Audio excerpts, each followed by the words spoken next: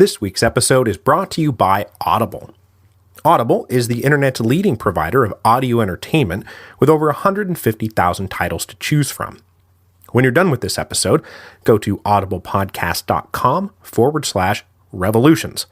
That again, audiblepodcast.com/revolutions. By going to that address, you qualify for a free book download when you sign up for a 30-day trial membership. There is no obligation to continue the service, and you can cancel anytime and keep the free book. You can also keep going with one of the monthly subscription options and get great deals on all future audiobook purchases. So, I've just had an epiphany about audiobooks, maybe even a revelation. I can't believe it hasn't occurred to me before. There is absolutely nothing like an audiobook to help keep you moving through ultra-dense or ultra-convoluted prose that you might get lost in if you tried to sit and read it. So with that in mind, I decided to download a mainstay of my life reading list that was in danger of never getting crossed out, The Wealth of Nations by Adam Smith. And guys, it's great. And there's no chance that my eyes were going to get heavy trying to plod my way through whole paragraphs on labor theory that deploy but a single period. So Wealth of Nations I heartily recommend if you're looking to better understand the economic underpinnings of the whole world. But the next book you look to download, think about picking up one of those dense masterpieces you always wanted to read but they just seem too daunting to tackle. And when you're done with this episode, go to audiblepodcast.com/revolutions so that they know who sent you.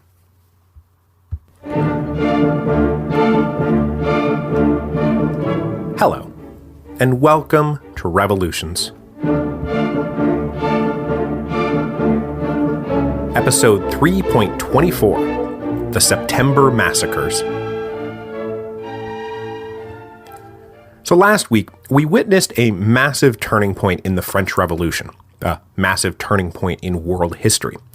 The insurrectionary commune, backed by an army of militant sans-culottes and ultra-patriotic National Guardsmen, violently seized control of Paris on August the 10th, 1792.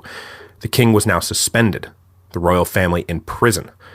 And though it wasn't yet official, this insurrection had just brought an end to a 1,000-year-old monarchy. And for the men who successfully pulled it off, that was hopefully just the beginning. And it was just the beginning. But that wasn't necessarily a good thing, because this second French Revolution is about to open the door for all the worst excesses we think of when we think of the French Revolution. And today, the revolutionaries will officially set out on the bloody road that will lead them all to the reign of terror. In the days after August the 10th, power was shared haphazardly by three institutions. First, the insurrectionary commune, who had just seized control of Paris by force. Second, the Legislative Assembly, who were trying to put on a brave face, but who surely recognized that they had just been rendered impotent. And finally, a new thing called the Provisional Executive Council. This six-man council was essentially the restored Girondin royal ministry, plus Danton as Minister of Justice. But because the entire constitutional order had just been overturned, it was difficult to tell who had authority over what. But in those first few days, it became clear that the Legislative Assembly was now taking its orders from the insurrectionary commune, that is, if they knew what was good for them. So, under pressure from the radical Parisians, the Legislative Assembly passed a law granting municipalities the right to arrest anyone they thought suspicious for any reason. Then, the Assembly appointed commissioners to head out into the departments to make sure that the provincials understood that August the 10th meant that there was a new sheriff in town, and that anyone who didn't like it, or who was suspected of supporting the now suspended king, or who just happened to make a joke at the wrong time, faced arrest or worse. These commissioners also spread the word that new elections would commence in a few weeks to elect a national convention, whose job it would be to write a constitution that reflected true revolutionary principles, and that in keeping with those principles, every man would be allowed to vote. Back in the capital, the Legislative Assembly then took no steps to halt the suppression of royalist-leaning newspapers. Conservative editors were arrested and their presses seized by armed units under the direction of the insurrectionary commune, because the revolutionary principle of freedom of speech could not possibly apply to men who advocated counter-revolution. While the Legislative Assembly deferred to the will of the Commune, the Provisional Executive Council deferred to the will of new Minister of Justice Danton. If any one man could be said to be in control in these chaotic days after the Second French Revolution, it was Danton. The insurrectionary Commune was basically his creation, the sans-culottes out in the streets hailed him as their champion, and the Legislative Assembly had just given him more votes than any other member of the Provisional Council. So it was not surprising that Danton, now all of 32 years old, found himself the most powerful man in Paris. But most powerful does not mean all powerful. Danton was not some dictator, not by a long shot. He simply radiated a bit more authority than any other man in the city.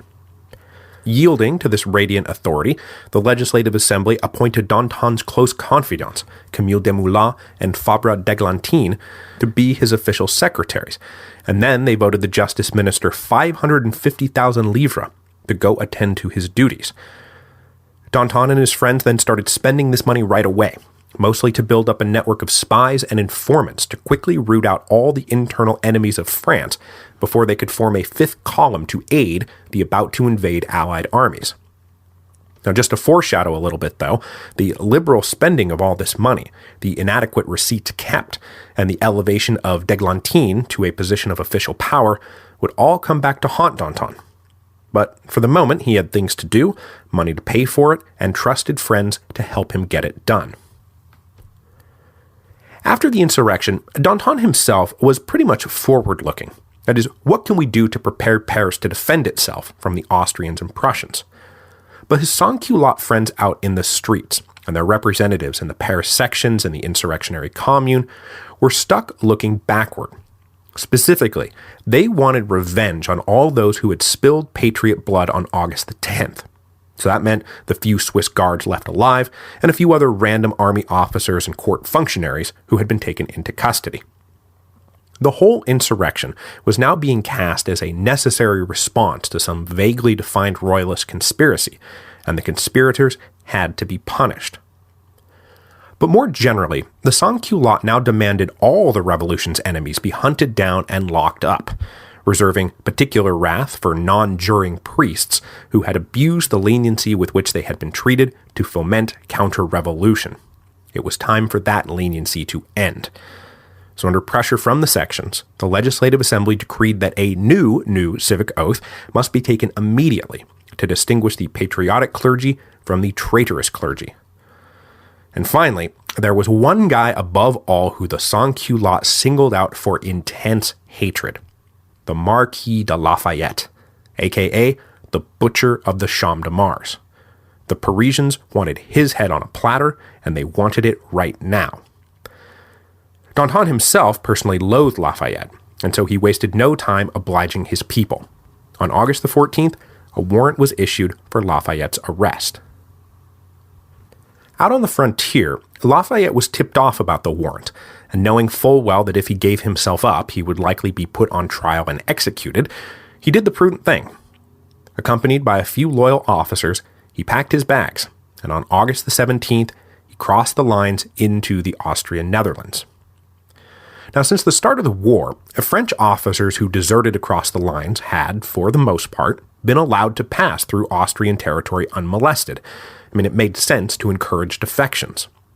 So Lafayette's plan was to find a port and sail to the United States, where his adoptive countrymen would welcome him with open arms, unlike his actual countrymen, who were now trying to cut his head off.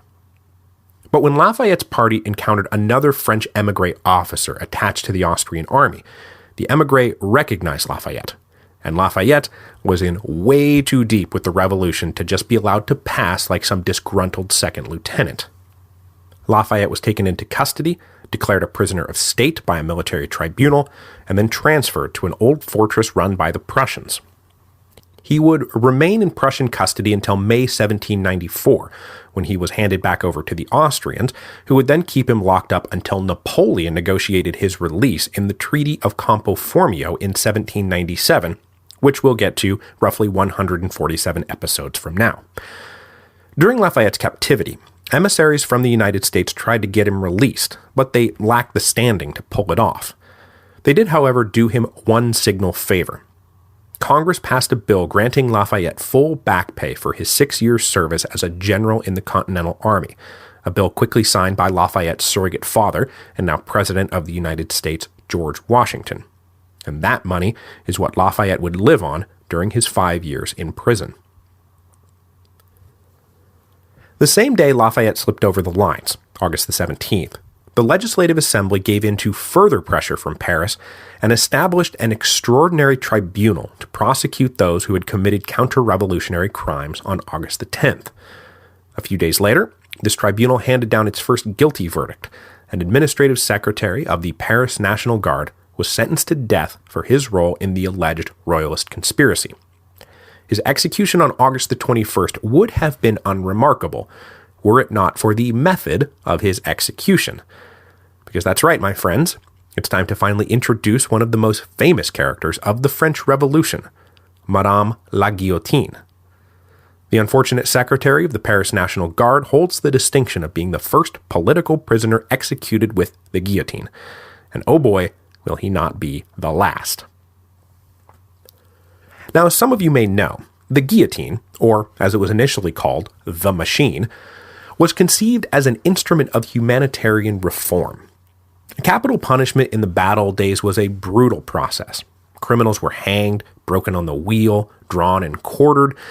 So as the waves of reform washed over France in those idealistic days of 1789, eminent physician and National Assembly delegate Dr. Joseph Ignace Guillotine proposed all executions be carried out by a new device he had invented.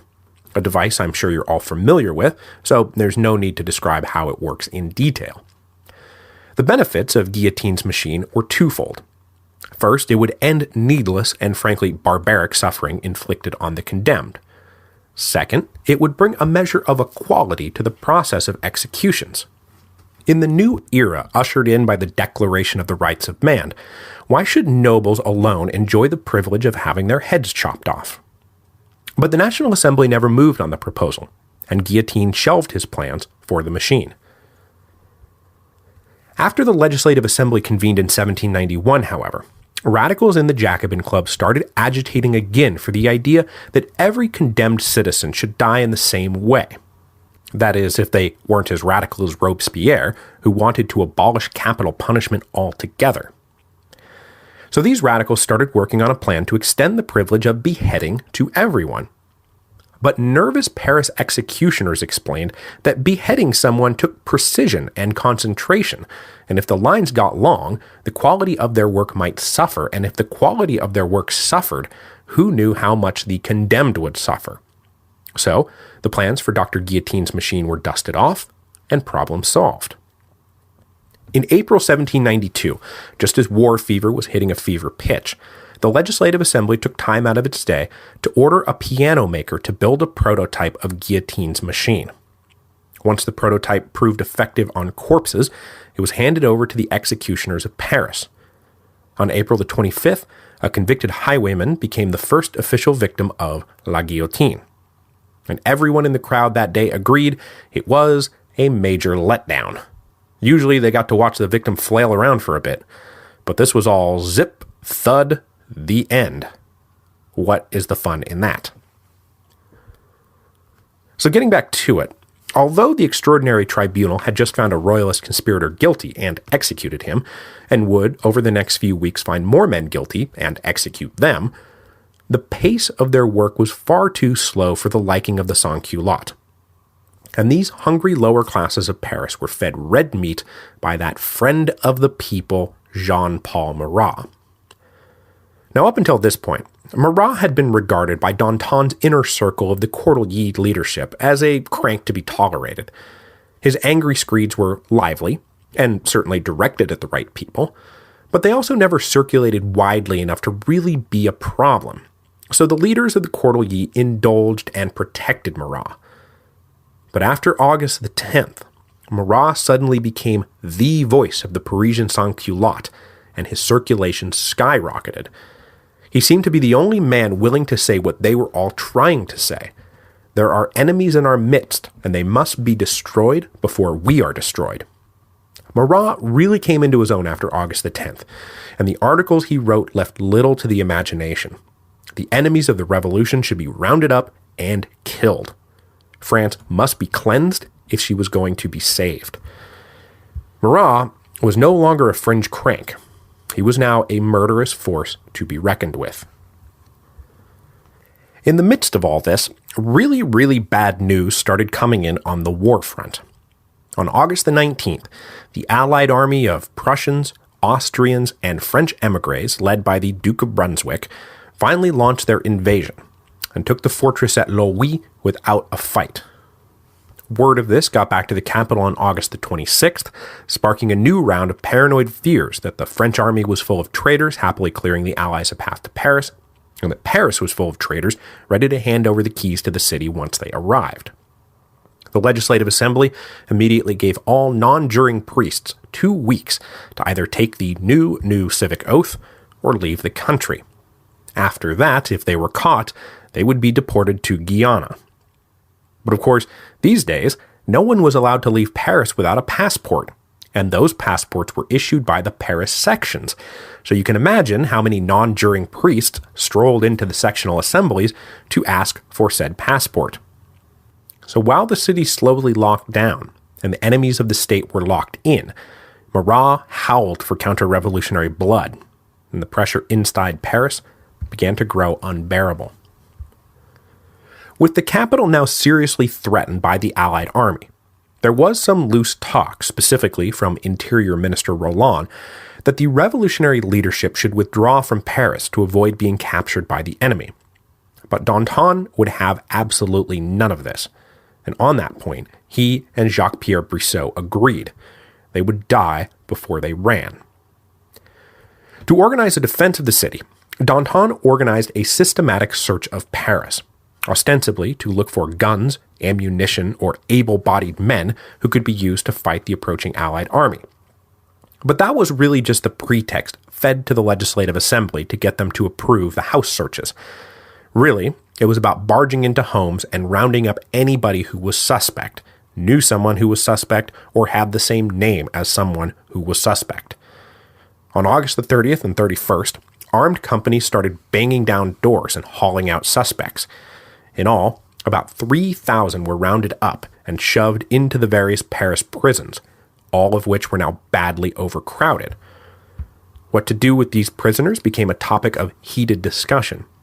But the direction things were headed became clear when the insurrectionary commune appointed Jean-Paul Marat to serve on its committee of surveillance, a committee that had jurisdiction over the prisons. After agreeing with Danton about not abandoning the capital, Brissot then tried to pivot and reassert the overarching authority of the Legislative Assembly. He engineered a vote demanding the Paris Commune hold new elections to replace the likely illegal insurrectionary commune. But of course, the insurrectionary commune ignored this order. Well, they didn't just ignore the order, they used it as proof that the faction from Gironde, as Robespierre was just now dubbing them, were themselves suspect. Why was Brissot trying to dissolve the commune? Why had Roland just advocated abandoning the people of Paris to the enemy? But before this movement to arrest the Girondin leadership picked up too much momentum, Danton appears to have stepped in to squash it, likely saving, at least for the moment, all of their lives. He also probably saved the life of Talleyrand, who came around one day asking if maybe he couldn't get one of those passports out of the city.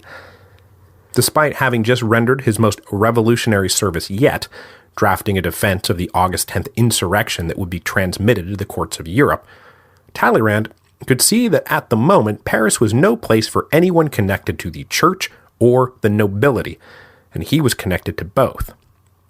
Danton, who liked and respected Talleyrand, wrote out a passport in his own hand, and Talleyrand managed to duck out of Paris one day before the September Massacres began.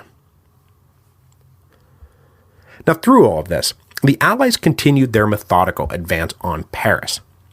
Danton had already called for 30,000 men to stand up and go fight them, but he was having difficulty convincing volunteers to leave the city. The sans-culottes were ready to answer the call, eager to answer the call, But there was a problem. All those recently apprehended prisoners were dangerous. The general belief was that the minute the volunteers walked out of Paris, the prisoners would be able to break out of jail and attack the defenseless families that the volunteers left behind.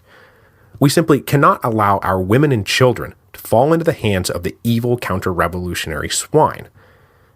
So the debate about what to do with the prisoners got even more urgent. Then, early on September the 2nd, everything came to a head when word arrived, premature as it turned out, but not by much, that the fortress at Verdun had fallen. The fortress at Verdun was the last fortress standing between the Allies and Paris. When this terrible news landed, Danton took to the floor of the Legislative Assembly and refused to be anything but heroic, defiant, and fearless. He gave a rousing and completely improvised speech, culminating with the call to stand and not shrink before the danger. The tocsin bell which is about to sound is not a signal of alarm, he thundered. It is a call to charge upon the enemies of the country. To vanquish them, gentlemen, we must be bold and bolder still and forever bold, and France will be saved. The speech gave Paris the energetic boost it probably needed to survive, but it also meant that the time to act was now. We have to go fight now. And that is when the terrible solution to the problem of the prisoners unfolded. At 2 p.m. on September the 2nd, a group of about 20 prisoners were being transferred in an open cart from the Hôtel de Ville to the Abbey Saint-Germain, now the main political prison in Paris. That little convoy was soon set upon by an angry mob of sans-culottes. The mob dragged the prisoners off the cart. A few of these unfortunate souls were spared, but the rest were killed on the spot. Later that day, another armed band broke into a Carmelite monastery that had been transformed into a prison. This time, the angry mob set up a little kangaroo court to dispense the people's justice. One by one, prisoners were brought forward and accused, convicted, and sentenced all in one breath. Then they were pushed towards a group of sans-culottes armed with pikes, sabers, daggers, and clubs, who proceeded to just gang murder the condemned. Next prisoner. After these initial outbursts, the Commune then stepped in to restore order. But that did not mean halting the executions. That meant organizing them and making them more systematic. The Committee of Surveillance and its now leading light, Jean-Paul Marat, ensured that the people's justice would be swift and bloody and uncompromising. The men who did the killing would be voted wages for their good work. Once the Commune took over the process, the rest of the Paris prisons were pushed into, and ad hoc tribunals were convened to judge those held inside. Those judged were usually found guilty and killed immediately. Though, if you can believe it, there were a few acquittals. This horrifying brand of justice continued unabated for the next 5 days before tapering off for lack of further victims on September the 7th. In all, somewhere between 1,100 and 1,600 were executed. That included men, women, and children. Yes, children. In one prison, the executed included kids as young as 12 and 13 years old. Among the dead were 200 non-juring priests, all the remaining Swiss guards, and man, you gotta feel for those guys, survive one frenzied massacre, sit around in jail for a month, just to get killed in another, more systematic massacre. Yeesh. As well as a handful of aristocrats who had been swept up in the recent house raids. These last included Princess Lamballe, one of the Queen's best friends, who had been with the royal family on the long night of August the 9th. The tribunal the princess faced demanded she swear allegiance to France and then swear a hatred for monarchy in general and the royal family in particular. She said she would do the former, but could not do the latter. So they pushed her into an alleyway where the waiting murder gang stabbed her to death, hacked off her head, and paraded it down to the temple so the queen could get a good look.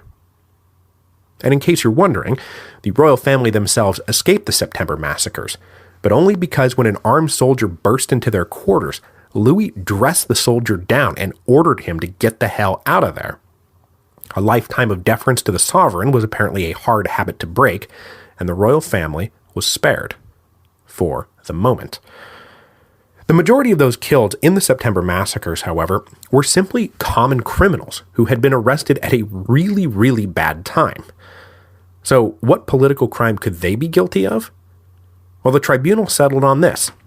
Their bad character and rotten circumstances would make them easy tools for the evil counter-revolutionaries to employ in their evil counter-revolutionary work. And so, those common criminals too had to die. As the tribunals wound down, one last massacre was staged on September the 9th, as a group of prisoners was being transferred down to Paris from Versailles. This group included former members of the National Assembly, now suspected of being counter-revolutionaries, as well as Antoine de la Sarre. Remember him? The hapless foreign minister who was impeached by the Legislative Assembly for not being sufficiently tough with the Austrians? Well, he had been held in custody ever since, and was now among those being brought down from Versailles. Along the way, the officer in charge of the convoy simply stopped short, and wouldn't you know it, a whole group of armed Parisians were waiting to greet them. They cut every prisoner's throat and left the bodies littered on the ground. The response to the September Massacres among the respectable bourgeois revolutionaries was complete silence. Whatever their own personal feelings, no one made a move to stop it. Now, it's hard to tell what level of involvement anyone played in orchestrating the massacres, because in the aftermath, everyone blamed everyone else for being in on it. Brissot and the Girondins would accuse Robespierre of masterminding the slaughter, in the hopes of getting Brissot and the Girondins sucked into the wood chipper. Robespierre would in turn make counter-accusations blaming the Girondins. Of course, everyone believed Danton had to be involved somehow, because as justice minister, he just seemed to be inescapably guilty. Madame Roland certainly thought he was the puppet master behind the whole thing. But Danton's crime appears to have been merely to do nothing to stop it, to consciously sacrifice the prisoners to the Paris streets as an unfortunate but necessary part of maintaining patriotic unity and getting the sans-culottes ready to go fight the looming Allied army. If the price to be paid for saving the revolution was the death of treasonous priests, mercenary Swiss, counter-revolutionary aristocrats, and common criminals, was that really so high a price to pay? Danton made it clear he did not think so. In the aftermath of the slaughter, though, Danton was proved right about one thing. The prison massacres freed the sans-culottes from any fear they had about marching to the front, and 20,000 quickly volunteered to heed the new tocsin bell and go charge upon the enemies of the country. And there was no time to lose. An army of 35,000 Prussians and Austrians and the hated émigrés was aiming right for them, and nothing, it seemed, could stop them. But then, suddenly, before the new recruits could even get out there, that army was not only stopped, it was turned around. Okay, so the last time we checked up on the front lines, there were 3 French armies out there in the field, but none of the generals thought their armies were in any shape to fight. But since then, there had been a few changes at the top. I wrote a whole thing trying to explain the game of musical chairs that occupied the French high command in the summer of 1792, detailing who went where when, and then why they were moved again, but I decided going through all the details would probably make this less comprehensible, not more comprehensible. So the bottom line is that after Lafayette skipped town back in August, ex-Minister of War and rabid Austrian hater Charles-François Dumouriez took command of the Army of the North. A guy named Francois Kellerman, a career officer born in France but into an ethnically German family, he was promoted to command the Army of the Center, and the Prussian-born Nicholas Luckner still commanded the Army of the Rhine. After taking command in the north, Dumouriez had been planning to relaunch the invasion of the Austrian Netherlands as the surest way to force the Allied army to leave France. But with Longwy and Verdun falling so quickly, he had to break off preparations and rush down to try to put something between the Allies and Paris. He ordered Kellerman's army to rendezvous with him at Saint-Menehould, a town which was, and I suppose still is, just about 200 kilometers from Paris. Dumouriez then lined up his army running north-south along the main road to Paris to block Brunswick, who was coming in from the east. But Brunswick managed to swing north and scramble up the French left wing, which forced Dumouriez to pull them back, pivoting the direction of his entire line. So now he had the French lined up running east-west, watching the Allies march past them to the north. Now at this point, Brunswick could have easily bypassed the French army and plunged towards Paris, but that would have cut off his supply and communication lines, and he didn't like the thought of his army being isolated so deep in French territory, especially with a bout of dysentery sweeping through his camp. Kellerman showed up the next day to reinforce the French army, and Dumouriez put him in charge of the left. Kellerman took up this command on September the 20th, just as Brunswick was deciding to wheel his army around in a big flanking maneuver to come in at the French from the west. This led Kellerman to advance his own forces towards some high ground near the small village of Valmy, and that is where the two armies met. Now, crazily, of course, when the two sides faced each other, the Allies were the ones standing between the French and Paris, instead of the other way around, which is a bit reminiscent of the early days of the First English Civil War, when the Royalist army of Charles I kept winding up between the Parliamentary army and London, even though the Parliamentary army was supposed to be out there to stop Charles from reaching London. So in a miserable reign, the Allied and French armies stared at each other for a little bit at Valmy, and then decided to settle into an artillery duel to see if the other side would run off. But as it turns out, at this point in history, the French ran the best artillery schools in Europe, and Kellerman's veteran artillery officers pounded the Allies with more precision than the Allies managed to pound the French. But what really surprised the hell out of everyone was that the French troops did not break and run when the shells started falling. Indeed, after a little while, it looked like the ultra-professional Prussians were the ones ready to crack. Continuing to pour on the artillery, Kellerman then started waving his hat, crying "Vive la Nation," and all his troops took up the cheer. And for whatever combination of reasons, the rain, the dysentery, the sight of surprisingly solid French infantrymen cheering and singing, Brunswick ordered his men to retreat from the field. And then, to the massive shock of just about everyone, he ordered them to march back the way they came, away from Paris, back east toward the frontier. Brunswick was withdrawing the Allied army from France. So just like that, the seemingly inevitable sack of Paris was called off. It should come as no surprise that even the radical anti-clericals in the capital had no trouble describing the Battle of Valmy as a miracle, and no one doubted it was one of the greatest victories in French history. But of course, it really wasn't. It was barely a skirmish, and clearly, had he wanted to, Brunswick could have forced another battle somewhere else if he just didn't like the high ground Kellerman had secured at Valmy. So, what gives? How did this light artillery skirmish lead to the total withdrawal of the Allied army from France? The answer is, no one quite knows. We know the Allied troops were racked by dysentery. We know that they expected this to be a cakewalk, and indeed it had been, but it also appears they really didn't like all those Frenchmen cheering and singing together while getting blasted with artillery. It was unsettling. The commanders also knew that tens of thousands of French reinforcements were on the way. Now, the utterly outraged French émigrés could not explain it any other way than to assert that Brunswick had been bribed by revolutionary agents who offered him the Bourbon family jewels in exchange for retreating. I mean, what other explanation could there be? Now, what role or partial role any of these factors played in the decision to withdraw is ultimately speculation. We don't have a good answer, although the bribery charge does seem paper thin. But then, of course, there was one other thing. There was Poland. That's right, Poland. While the Prussians and Austrians were preparing to invade France, Catherine the Great moved her armies into Poland, and the Poles had surrendered, probably prematurely. The Prussian king, Frederick William II, did not like the idea of the Russian armies milling around in his now clearly under-defended backyard, so he decided that if the invasion of France was going to take even 1 minute longer than anticipated, that he needed the hell out of there.